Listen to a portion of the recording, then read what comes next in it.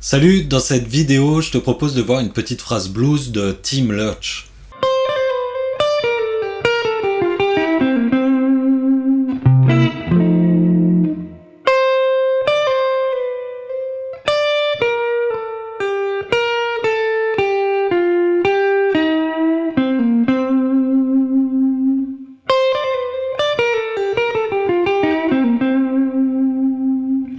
Alors avant de voir cette phrase, je te rappelle que si tu veux accéder à toutes les tablatures de la chaîne et à toutes les ressources, tu peux y accéder en cliquant sur le premier lien en description. Donc voyons voir cette phrase. Donc ça va être une phrase pour un blues en Do majeur ou en Do mineur. Et on va tourner autour de la première position de notre penta mineur. Et on va aussi utiliser la neuvième et la sixte. Donc on peut voir ça comme du Do dorien. Et on va aussi rajouter la septième majeure. Donc la septième majeure, il faut la repérer. Elle est tout le temps un demi-ton en dessous de notre tonique. Donc par exemple, on a notre tonique ici. Et la septième majeure, elle se trouve une case plus bas dans les graves. Donc c'est pareil, on peut la retrouver aussi ici. On a notre tonique ici en dixième case de la corde de Ré. Et notre septième majeure, elle est une case plus bas. Donc en neuvième case de la corde de Ré. Et pareil sur la corde de Mi grave. Donc à chaque fois que tu as une tonique, une case en dessous, tu as la septième majeure. Donc c'est une note qu'on peut utiliser.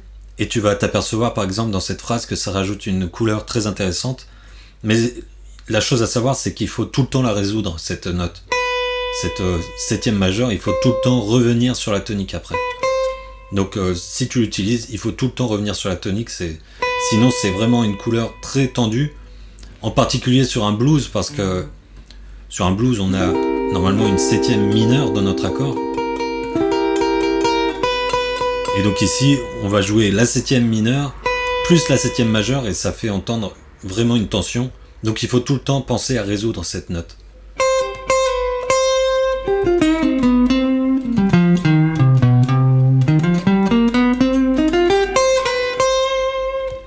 Donc ça, c'est la première chose que je voulais te montrer dans cette phrase.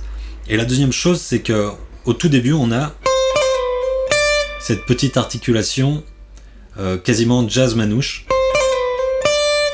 Donc ça, c'est intéressant aussi. Alors, donc on est sur notre première position de la penta mineure et on va faire une attaque pour jouer la tonique. Et tout de suite après, on va jouer la neuvième et on va faire une attaque. On va faire pull-off, slide vers la septième majeure et on revient vers la tonique.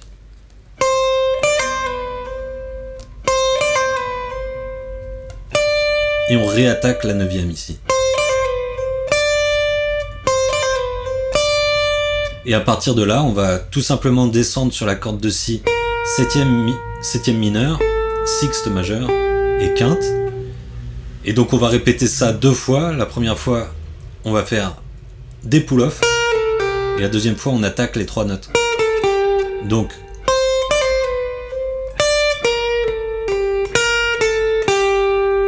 et à partir de là, on va faire quarte, quinte, tierce mineure, et on termine tonique, septième mineure, tonique.